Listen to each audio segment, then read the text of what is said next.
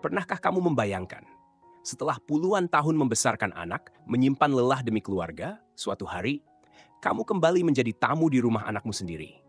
Pernahkah kamu merasakan meja makan yang dulunya penuh tawa, kini hanya menyisakan tatapan dingin dan kalimat-kalimat tipis yang menusuk hati? Aku seorang ayah berusia 70 tahun. Kupikir, saat aku pindah ke rumah anakku, aku akan menemukan kembali kehangatan keluarga. Tapi yang kutemukan adalah 3 kalimat dari menantuku yang perlahan menggiringku keluar dari rumah mereka dan kembali ke rumah kosong yang pernah kuanggap terlalu sepi. Tapi tahukah kamu, di sanalah aku akhirnya tahu apa arti kebebasan dan harga diri di usia senja. Kisah ini bukan hanya tentang aku. Ini bisa jadi kisahmu, kisah orang tuamu, atau seseorang yang kamu cintai. Selamat datang di Cahaya Usia Tua, tempat di mana kisah hidup di masa senja menemukan suaranya. Kalau kamu percaya bahwa setiap orang tua layak didengar dan dihargai, jangan lupa tekan tombol subscribe dan nyalakan loncengnya. Karena setiap kisah di sini bisa mengubah cara kita mencintai dan menghargai. Mari kita mulai kisah hari ini. Aku bernama Pak Latif. Usia sudah masuk 70 tahun. 5 tahun lalu, istriku meninggal dunia karena stroke. Sejak itu, aku tinggal sendirian di rumah tua peninggalan orang tuaku, di pinggiran kota Bandung. Rumah itu memang sudah tua dan usang. Cat tembok mulai mengelupas, atap bocor kalau hujan deras, dan tangga kayunya mulai berderit setiap kali aku naik turun. Tapi di sanalah aku merasa tenang. Walaupun sepi, rumah itu menyimpan seluruh kenanganku bersama almarhum istriku dan anak-anak kami yang kini telah dewasa dan hidup di kota.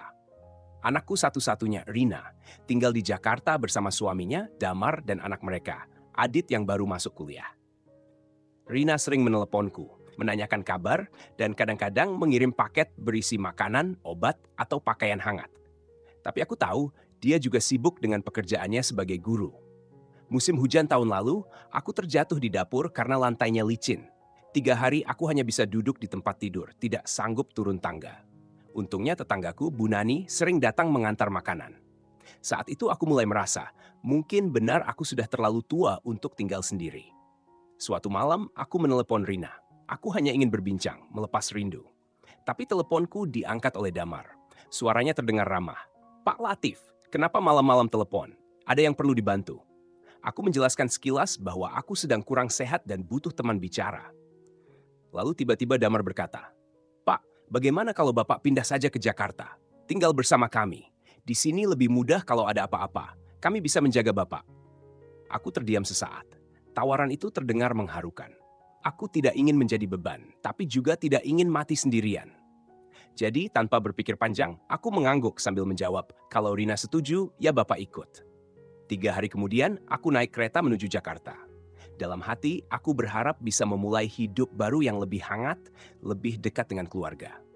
Aku membawa 2 koper, satu berisi pakaian, satu lagi berisi buku-buku, foto lama, dan Al-Quran kesayanganku. Aku tidak membawa banyak, karena pikirku aku tidak ingin merepotkan. Setibanya di apartemen mereka yang berada di kawasan padat penduduk, aku langsung merasa agak canggung. Apartemen itu tidak besar, hanya 2 kamar tidur dan satu ruang tamu yang sudah diubah sebagian menjadi tempat belajar Adit. Ruangannya penuh barang, rak buku, kardus, dan satu sofa tua yang terlihat letih menopang beban. Damar menyambutku dengan senyuman lebar. "Pak, maaf ya kalau sempit-sempit. Kita tinggal di sini bertiga, jadi nanti Bapak tidur di ruang kerja Rina. Kami sudah siapkan kasur lipat." Aku mengangguk, mencoba tersenyum. Dalam hati aku berkata, tak apa yang penting bersama keluarga. Rina memelukku, matanya tampak lelah tapi hangat. "Pak, mulai sekarang kita satu rumah lagi ya. Insya Allah Bapak nggak akan kesepian." Mereka menyiapkan makan malam, nasi hangat, ayam goreng, dan sayur bayam. Lebih enak dari yang biasa aku masak sendiri. Aku bersyukur. Meski sedikit sesak, aku merasa disambut. Setidaknya, itulah yang aku pikirkan pada hari pertama. Malam itu aku tidur di ruangan kecil yang dulunya gudang. Di sana ada rak-rak penuh arsip, kardus, dan kipas angin yang berbunyi nyaring. Aku tidur di kasur lipat, di sebelah tumpukan sepatu. Di pintu masih menempel tulisan pribadi, tidak boleh masuk yang belum dicopot. Tapi aku mengabaikannya. Ini hanya sementara, pikirku. Beberapa hari pertama berjalan lancar. Rina setiap pagi membuatkan sarapan, kadang bubur kacang hijau, kadang roti dan telur. Damar juga bersikap baik. Setiap pulang kerja, ia bertanya, "Pak, hari ini sehat? Ada yang perlu dibantu?" Adit, cucuku, lebih banyak diam. Ia sibuk dengan kuliah online dan jarang keluar dari kamar. Aku belajar menyesuaikan diri. Bangun pagi, aku melipat kasur, merapikan ruangan, dan mencuci piring sendiri. Aku tidak ingin mereka merasa aku membebani. Namun, seiring waktu, aku mulai menyadari sesuatu. Damar mulai mengeluh soal rumah yang sempit hampir setiap hari. Sambil melepas sepatu, ia bersungut. Aduh, ini rumah makin penuh ya. Kardus aja udah nggak tahu mau ditaruh di mana. Saat makan malam, ia berkata santai. Kalau meja makan ini lebih kecil, kita harus makan bergiliran nih. Barang Bapak bisa dirapikan lagi nggak, biar ada ruang lebih? Aku hanya tersenyum kaku. Nada suaranya terdengar seperti kelakar, tapi hati kecilku berkata lain. Ia tidak memarahiku, tapi ucapannya seperti pengingat. Aku hanya tamu sementara. Lalu ia mulai membahas tagihan. Listrik bulan ini naik lagi ya. AC siang malam nyala terus. Maklum sih, sekarang ada 4 orang, katanya sambil menatap tagihan listrik di tangan. Lalu ia menoleh ke Rina. Kamu bisa minta naik gaji nggak? Atau coba cari tahu, apakah Bapak bisa dapat bantuan pensiun? Hatiku mencelos. Aku sadar kami belum pernah membicarakan soal uang. Aku datang hanya membawa harapan, tidak membawa jaminan. Suatu malam, aku terlambat mandi karena menunggu air panas. Keesokan paginya saat sarapan, Damar berkata santai. Pak, katanya orang tua sebaiknya jangan mandi terlalu malam. Nggak bagus untuk tekanan darah. Lagi pula, mandi malam bikin listrik makin tinggi loh. Aku menunduk, mengaduk bubur tanpa menjawab. Ketiga, Damar sering mengeluh tentang Adit. Aku nggak ngerti ya, anak itu seharian di kamar. Kuliah swasta mahal, tapi nilainya biasa-biasa saja. Lulus nanti mau kerja apa? Masa harus ditanggung terus? Setiap kali ia mengucapkan itu, ia melirik ke arahku. Aku tahu maksudnya. Ia tidak sedang membicarakan Adit, atau listrik, atau ruang sempit. Ia sedang menyindir aku, perlahan tapi terus-menerus. Aku mulai merasa tidak nyaman. Rumah ini memang milik mereka, tapi aku bukan tamu tak diundang. Aku adalah ayah dari Rina, kakek dari Adit. Tapi mengapa aku merasa seperti beban? Aku mulai berpikir, Apakah Sofo Shriles? Pernahkah kamu membayangkan? Setelah puluhan tahun membesarkan anak, menyimpan lelah demi keluarga, suatu hari, kamu kembali menjadi tamu di rumah anakmu sendiri? Pernahkah kamu merasakan, meja makan yang dulunya penuh tawa, kini hanya menyisakan tatapan dingin dan kalimat-kalimat tipis yang menusuk hati? Aku seorang ayah berusia 70 tahun. Kupikir saat aku pindah ke rumah anakku, aku akan menemukan kembali kehangatan keluarga. Tapi yang kutemukan adalah 3 kalimat dari menantuku yang perlahan menggiringku keluar dari rumah mereka. Dan kembali ke rumah kosong yang pernah kuanggap terlalu sepi. Tapi tahukah kamu, di sanalah aku akhirnya tahu apa arti kebasan dan harga diri di usia senja. Kisah ini bukan hanya tentang aku, ini bisa jadi kisahmu, kisah orang tuamu, atau seseorang yang kamu cintai. Selamat datang di Cahaya Usia Tua, tempat di mana kisah hidup di masa senja menemukan suaranya. Kalau kamu percaya bahwa setiap orang tua layak didengar dan dihargai, jangan lupa tekan tombol subscribe dan nyalakan loncengnya. Karena setiap kisah di sini bisa mengubah cara kita mencintai dan menghargai. Mari kita mulai kisah hari ini. Aku bernama Pak Latif. Usia sudah masuk 70 tahun. 5 tahun lalu, istriku meninggal dunia karena stroke. Sejak itu, aku tinggal sendirian di rumah tua peninggalan orang tuaku, di pinggiran kota Bandung. Rumah itu memang sudah tua dan usang. Cat tembok mulai mengelupas, atap bocor kalau hujan deras, dan tangga kayunya mulai berderit setiap kali aku naik turun. Tapi di sanalah aku merasa tenang. Walaupun sepi, rumah itu menyimpan seluruh kenanganku bersama almarhum istriku dan anak-anak kami yang kini telah dewasa dan hidup di kota. Anakku satu-satunya, Rina, tinggal di Jakarta bersama suaminya, Damar, dan anak mereka, Adit yang baru masuk kuliah. Rina sering meneleponku, menanyakan kabar dan kadang-kadang mengirim paket berisi makanan, obat, atau pakaian hangat. Tapi aku tahu dia juga sibuk dengan pekerjaannya sebagai guru. Musim hujan tahun lalu, aku terjatuh di dapur karena lantainya licin. 3 hari aku hanya bisa duduk di tempat tidur, tidak sanggup turun tangga. Untungnya tetanggaku, Bu Nani, sering datang mengantar makanan. Saat itu aku mulai merasa, mungkin benar aku sudah terlalu tua untuk tinggal sendiri. Suatu malam, aku menelepon Rina. Aku hanya ingin berbincang, melepas rindu. Tapi teleponku diangkat oleh Damar. Suaranya terdengar ramah. Pak Latif, kenapa malam-malam telepon? Ada yang perlu dibantu? Aku menjelaskan sekilas bahwa aku sedang kurang sehat dan butuh teman bicara. Lalu tiba-tiba Damar berkata, Pak, bagaimana kalau Bapak pindah saja ke Jakarta? Tinggal bersama kami. Di sini lebih mudah kalau ada apa-apa. Kami bisa menjaga Bapak. Aku terdiam sesaat. Tawaran itu terdengar mengharukan. Aku tidak ingin menjadi beban, tapi juga tidak ingin mati sendirian. Jadi, tanpa berpikir panjang, aku mengangguk sambil menjawab, "Kalau Rina setuju, ya Bapak ikut." 3 hari kemudian, aku naik kereta menuju Jakarta. Dalam hati, aku berharap bisa memulai hidup baru yang wow. Hari-hari di rumah Rina mulai terasa seperti rutinitas yang penuh kehati-hatian. Aku bangun paling pagi, memastikan tidak ada yang terganggu. Kasur lipat aku lipat rapi dan geser ke sudut ruangan. Aku menggantung handuk di belakang pintu, memastikan tidak ada barangku berserakan. Bahkan odol dan sabunku aku simpan dalam tas kecil. Tidak aku biarkan di kamar mandi bersama mereka. Bukan karena mereka melarang, tidak ada larangan. Tapi entah kenapa, aku merasa setiap sudut rumah ini penuh dengan batasan tak terlihat. Tidak ada yang berkata, "Pak, jangan begini." Tapi semua tindakanku seperti harus disesuaikan agar tidak mengganggu ritme mereka. Rina makin jarang bicara denganku. Pulang kerja, wajahnya lelah. Selesai memasak, ia langsung masuk kamar untuk istirahat. Damar, suaminya, masih menyapa dengan senyum, tapi ucapannya tetap seperti sebelumnya. Ada saja celotehan tentang tagihan listrik, ruang sempit, atau masa depan cucu yang katanya tidak jelas. Setiap kalimat terdengar ringan, tapi berulang. Aku tahu mereka sedang membangun sesuatu, entah pengertian atau harapan bahwa aku akan mengerti sendiri dan pergi. Atau mungkin menyumbang.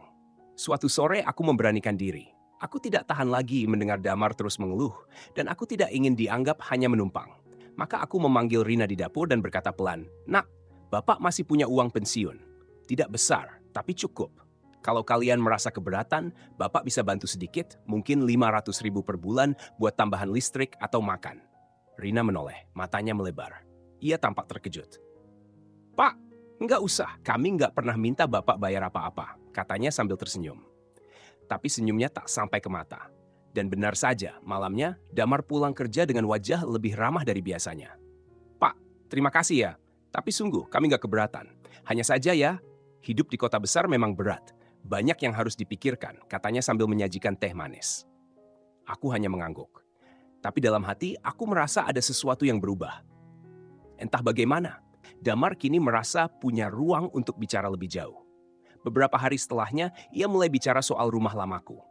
Katanya, "Pak, rumah Bapak itu kan di daerah yang sekarang banyak program renovasi kota. Nilainya pasti naik. Kalau dijual bisa buat beli rumah yang lebih besar. Pak juga lebih nyaman tinggalnya. Kami juga nggak sesak begini." Aku menunduk. Jantungku berdetak lebih cepat. "Rumah itu peninggalan orang tua Bapak," aku jawab perlahan. "Bapak belum terpikir untuk jual." Damar tertawa kecil. "Oh iya, tentu. Cuma saran aja. Toh Bapak kan nggak tinggal di sana sekarang." Dan sejak hari itu, ia mulai mencari momen untuk mengungkit-ungkitnya kembali. Saat makan malam, saat menonton TV, bahkan saat membantu membersihkan gudang. Kalau ruang tamu lebih lega, mungkin bisa buat ruang tidur tetap buat Bapak. Tapi ya, susah sih kalau masih di apartemen kecil begini. Semuanya terdengar masuk akal. Tapi aku tahu maksudnya. Ia tidak sedang menawarkan kenyamanan, melainkan sedang menghitung kemungkinan. Aku mulai gelisah. Suatu malam, setelah makan malam, aku mendengar percakapan mereka di dapur. Aku duduk di ruang tamu, lampu sudah diredupkan. Piring-piring berdenting di wastafel, dan suara mereka terdengar jelas. "Mas, kamu yakin ngomong terus kayak gitu ke Bapak?" tanya Rina pelan. "Loh, aku cuma nyaranin, bukan maksa. Tapi kalau dia mau jual rumahnya, kan semua jadi lebih enak. Lagian, rumah tua begitu mana aman buat orang tua," jawab Damar santai. "Kalau Bapak nggak mau, ya kamu yang bujuk. Dia paling sayang kamu, bilang aja buat kebaikan dia sendiri." Aku tidak bisa menahan air mata. Ternyata aku bukan sedang tinggal bersama keluarga, tapi sedang menjadi bahan perhitungan. Aku bukan ayah mereka. Aku adalah properti yang bisa digerakkan sesuai kebutuhan. Malam itu, aku tak bisa tidur. Aku berdoa lama, meminta petunjuk. Aku merasa dikhianati oleh harapan sendiri. Aku datang dengan niat mencari kehangatan, tapi yang kutemui adalah tekanan dan kalkulasi. Di kamar kecilku, aku duduk memandangi foto almarhum istriku. Maaf, aku yang salah menilai. Ternyata hidup sendiri tidak selalu lebih berat dari hidup bersama.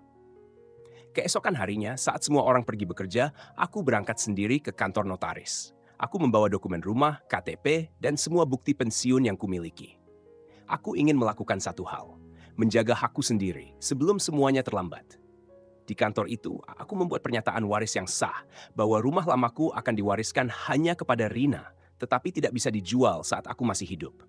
Aku menambahkan syarat bahwa rumah itu tidak boleh digadaikan atau diwariskan bersama suaminya. Notaris itu, seorang ibu paruhbaya, menatapku lekat-lekat.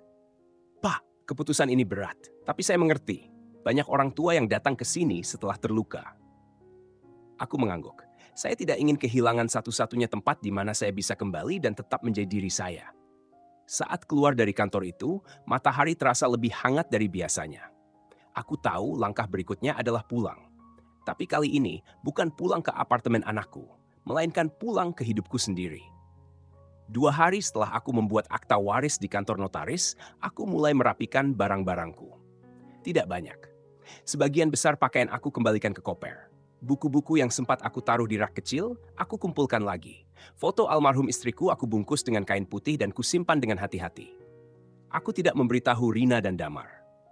Aku tahu, jika aku bilang ingin pulang, akan ada upaya menahan. Tapi bukan karena cinta, melainkan karena perhitungan belum selesai.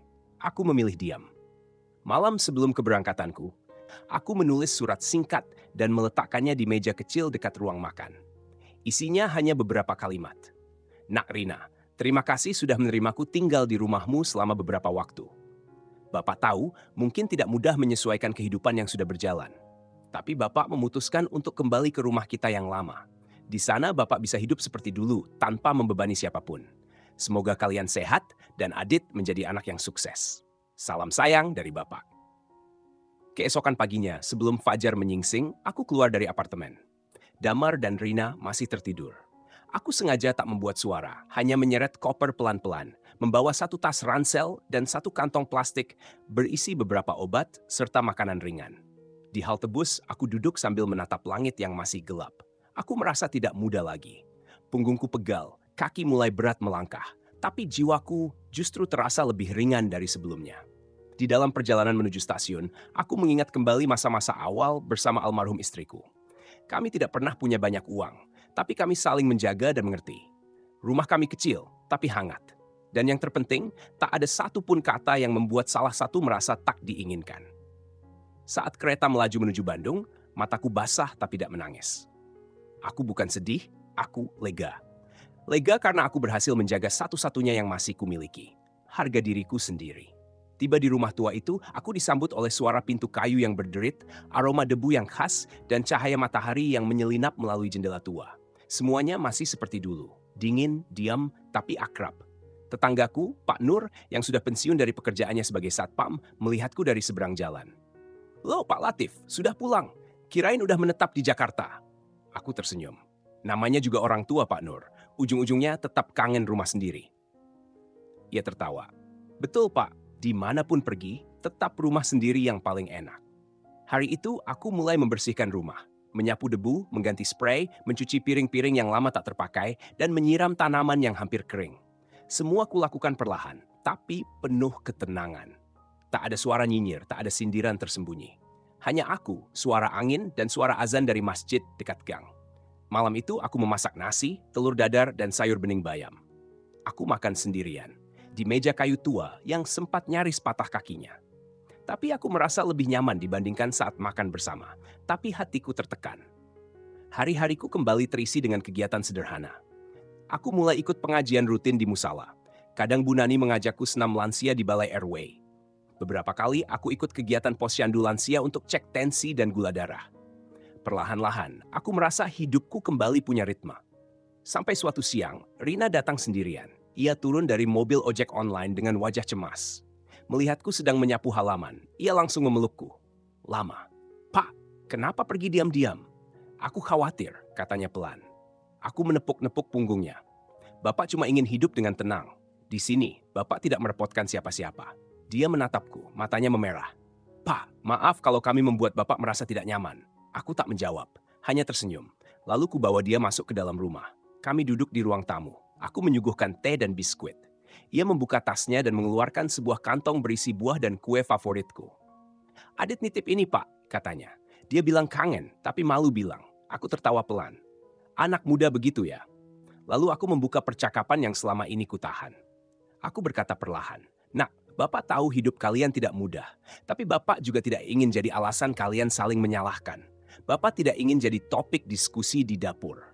Ia menunduk. Air matanya jatuh ke cangkir teh. Aku melanjutkan. Bapak sudah buat akta waris. Rumah ini nanti untuk kamu.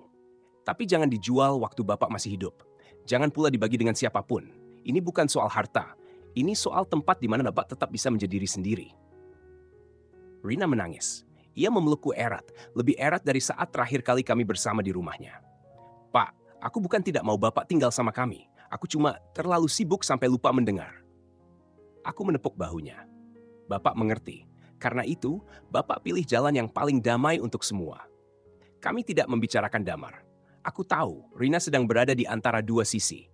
Aku tidak ingin membebani lebih jauh. Yang penting, kini ia mengerti. Hari-hari selanjutnya, kami kembali seperti dulu. Rina kadang datang seminggu sekali, membawa buah bercerita soal Adit yang mulai rajin belajar, dan kadang menginap semalam di kamar masa kecilnya. Damar tidak pernah ikut, dan aku tidak pernah menanyakan. Aku juga mulai mengatur rencana. Suatu saat ketika aku benar-benar tak bisa hidup sendiri, aku akan mendaftar ke panti lansia atau pesantren khusus lansia yang sederhana, cukup nyaman dan terjangkau. Aku tidak ingin Rina harus membagi waktunya antara keluarganya dan aku. Aku hanya ingin satu, dihargai. Dan kini aku bisa berkata, hidupku kembali milikku. Sejak kembali ke rumah tua ini, hidupku terasa lebih sederhana dan lebih bermakna.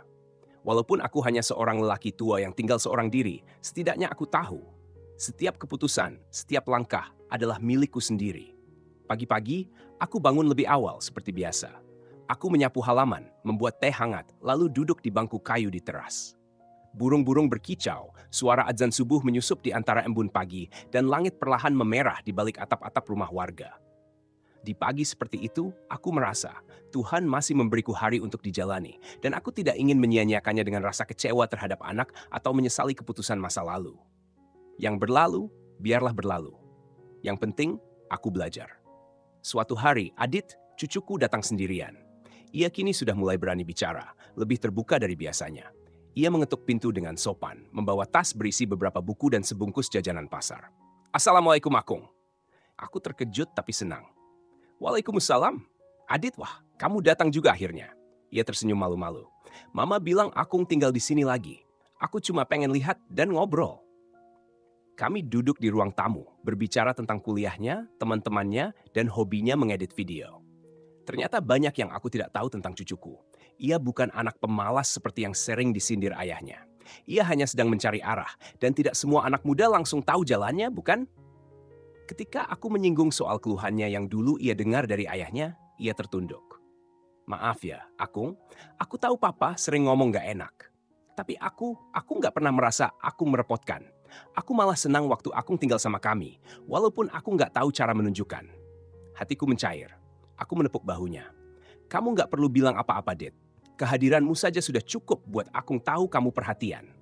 Setelah itu, kami salat berjamaah, lalu makan siang sederhana bersama. Ia pulang sore hari, tapi sebelum pergi, ia berkata, kalau libur nanti, boleh aku nginap di sini, Akung? Aku tersenyum. Tentu boleh, ini rumah kamu juga. Beberapa minggu kemudian, Bu Nani, tetanggaku, datang membawakan masakan, sayur lodeh dan ikan goreng. Ia memang suka memasak lebih dan membaginya ke tetangga sekitar. Saat makan bersama, kami saling bercerita tentang masa muda, tentang anak-anak kami yang sudah besar, dan tentang rencana masing-masing. Aku menceritakan tentang niatku untuk mendaftar di pesantren lansia jika suatu hari aku tidak sanggup lagi hidup sendiri. Bukan karena aku menyerah, tapi karena aku ingin hidup dengan tenang, tanpa harus bergantung pada siapapun. Bu Nani tersenyum. Pak Latif, Bapak ini contoh untuk kami semua. Banyak yang gak berani tegas seperti Bapak. Sudah banyak orang tua yang akhirnya dijadikan beban, dipermainkan, bahkan dimanfaatkan. Tapi Bapak tetap punya prinsip. Aku hanya tertawa pelan. Saya bukan orang suci, Ibu. Saya hanya belajar dari rasa sakit. Dan saya tidak mau mengulangi kesalahan yang sama. Malam-malam kini terasa lebih hening, tapi bukan sepi yang menyakitkan.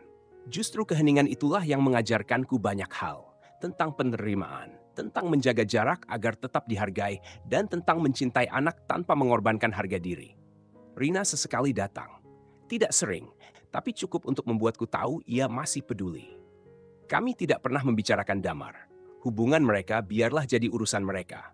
Aku tidak ingin lagi ikut campur. Tapi aku bahagia karena Rina tidak lagi memaksaku kembali tinggal di rumahnya. Suatu kali, ia datang membawa Al-Quran baru, berukir nama lengkapku di sampulnya. "Pak, ini hadiah ulang tahun dari aku," katanya sambil tersenyum. "Semoga setiap kali Bapak baca, Bapak ingat bahwa Bapak masih punya aku." Aku tersentuh. Usia tua memang mengajarkan kita satu hal penting. Yang tersisa bukan harta, tapi hati yang saling menyambut. Sore itu, aku duduk di teras sambil menonton anak-anak kecil bermain petak umpet di gang. Mereka tertawa, berlari, kadang terjatuh lalu bangkit lagi. Seperti hidup, pikirku. Kita jatuh, sakit, tapi tetap harus bangkit dan belajar berjalan sendiri. Aku menyeduh teh hangat, membuka musyaf baru yang diberikan Rina, dan membacanya pelan-pelan. Setiap ayat mengajarkan kesabaran, keikhlasan, dan tawakal. Dan di setiap lafaz, aku seolah diingatkan. Kebahagiaan bukan soal di mana kamu tinggal, tapi seberapa damai hatimu saat menjalaninya. Malam menjelang, aku menutup musyaf, menyalakan lampu temaram di ruang tamu, dan menuliskan sesuatu di buku harianku.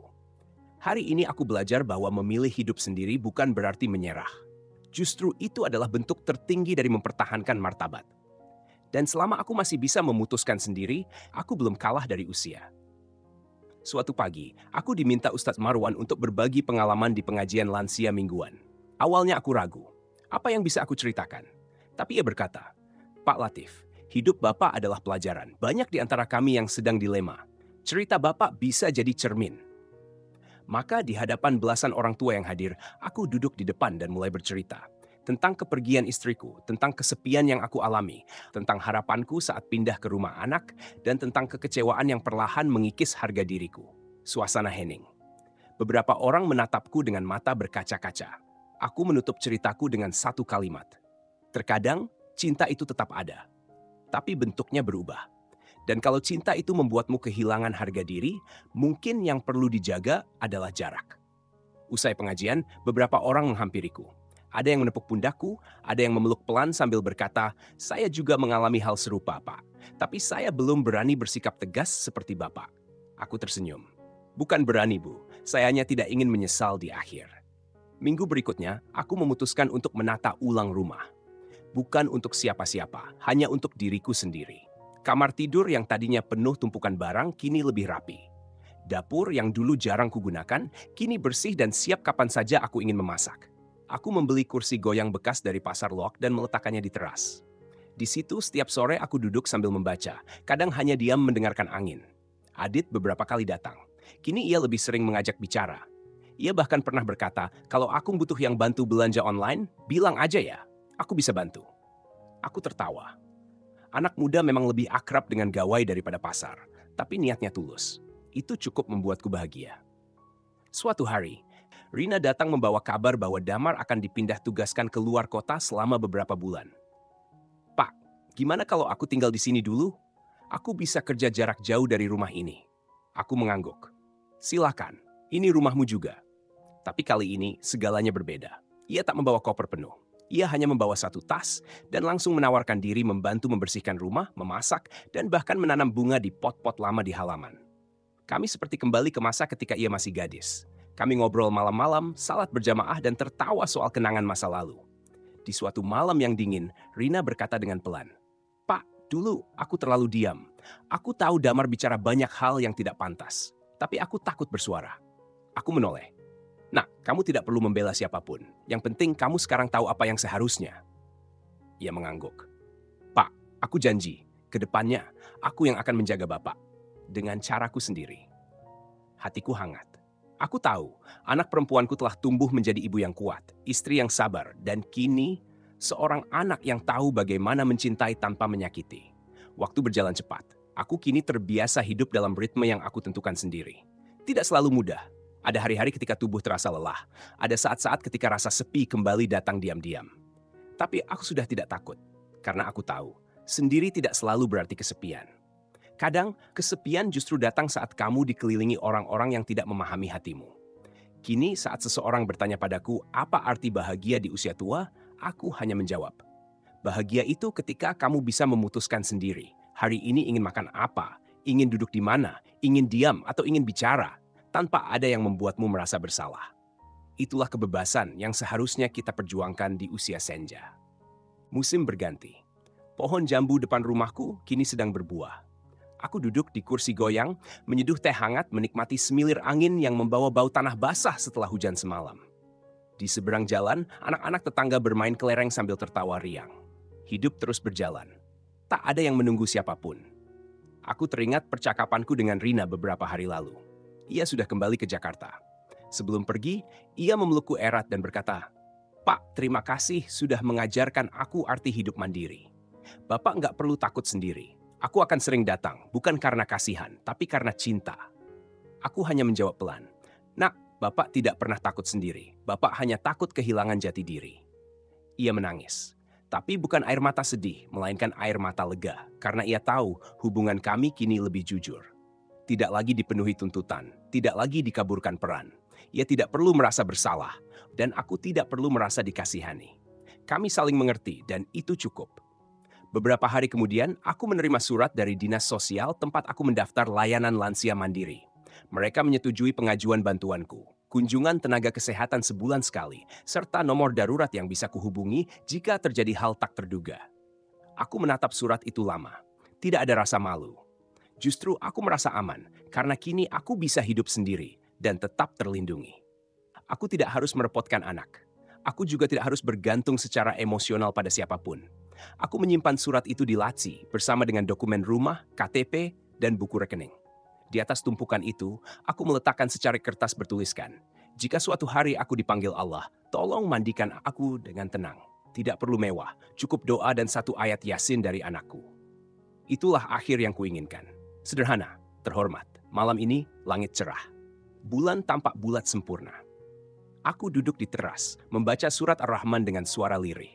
Ayat-ayat itu mengingatkanku bahwa segala sesuatu di dunia ini hanya sementara. Bahwa segala kenikmatan dan luka hanyalah ujian. Aku tersenyum sendiri. Kini aku tahu, kebahagiaan di usia tua tidak datang dari jumlah cucu yang berlarian di rumah, atau dari rumah besar dan ramai. Tapi dari satu hal, kemerdekaan untuk menjalani hari-hari dengan tenang sesuai pilihan kita sendiri. Jika boleh memilih, aku lebih memilih makan sendiri di ruang sempit tapi damai, daripada makan mewah di meja panjang tapi penuh sindiran. Buatmu yang membaca kisah ini, pernahkah kamu membayangkan seperti apa hidupmu di usia 70 tahun? Apakah kamu akan tinggal bersama anak-anakmu? Atau memilih hidup sendiri, menjaga ritme dan harga dirimu? Setiap orang punya cerita, setiap keluarga punya dinamika. Tapi satu hal yang pasti, tua bukan berarti harus tunduk, apalagi kehilangan arah. Tua adalah masa untuk berdamai. Bukan hanya dengan orang lain, tapi dengan diri sendiri.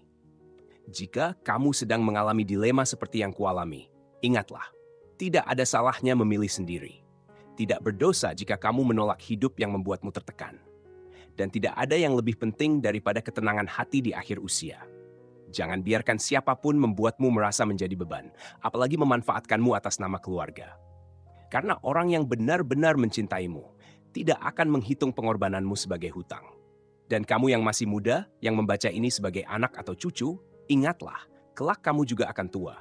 Dan saat itu tiba, kamu akan paham.